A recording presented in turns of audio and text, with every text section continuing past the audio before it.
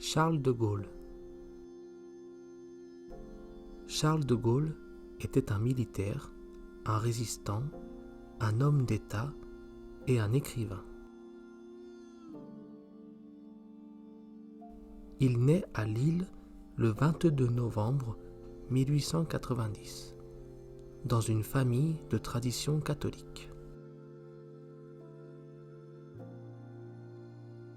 Les parents de Charles de Gaulle sont des petits cousins.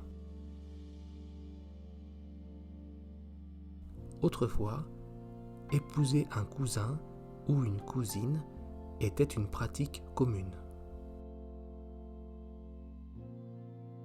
À 15 ans, Charles va étudier au lycée français catholique.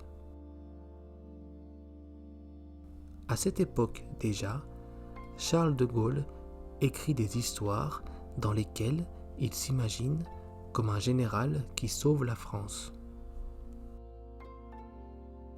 Il dit aussi à cette époque, un jour, je serai à la tête de l'État. En 1808, il entre à l'école militaire.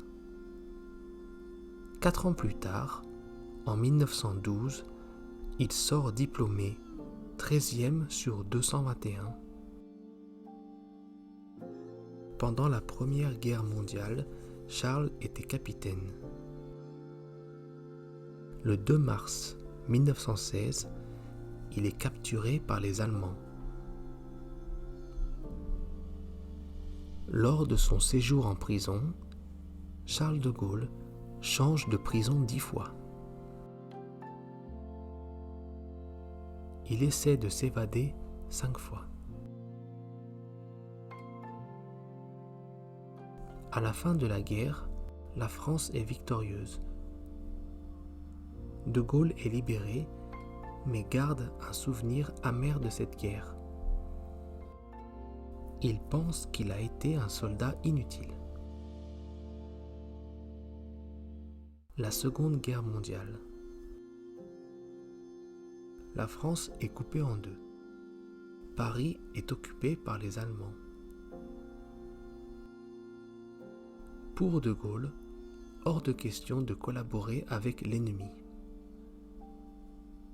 Comme la France n'est plus totalement libre, il décide de prendre l'avion pour la Grande-Bretagne.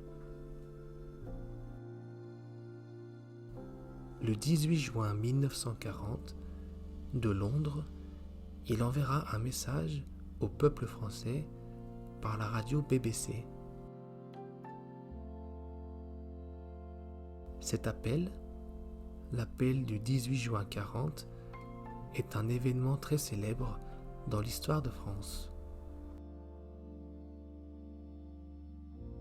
De Gaulle invite tous les soldats français ainsi que les civils à résister à l'ennemi. Après plusieurs batailles, grâce aux résistants, aux armées des colonies, des Anglais et des Américains, Paris est libéré. De Gaulle revient à Paris en héros. Roosevelt et les Américains détestaient De Gaulle. Les Américains considéraient la France comme un pays vaincu et souhaitaient administrer le pays. Comme le Japon après la guerre.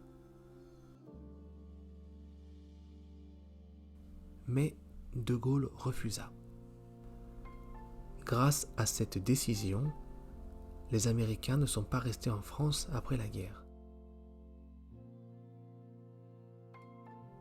De Gaulle est élu à 78,5%. Il devient le premier président de la Ve République française en 1958. Charles de Gaulle avait beaucoup d'ennemis. Cependant, il est une personnalité ineffaçable de l'histoire de France. Depuis sa mort, chaque année, le président français va sur la tombe du général. De Gaulle, c'était la France forte. La France qui n'avait pas peur de dire non aux États-Unis. La France qui était indépendante.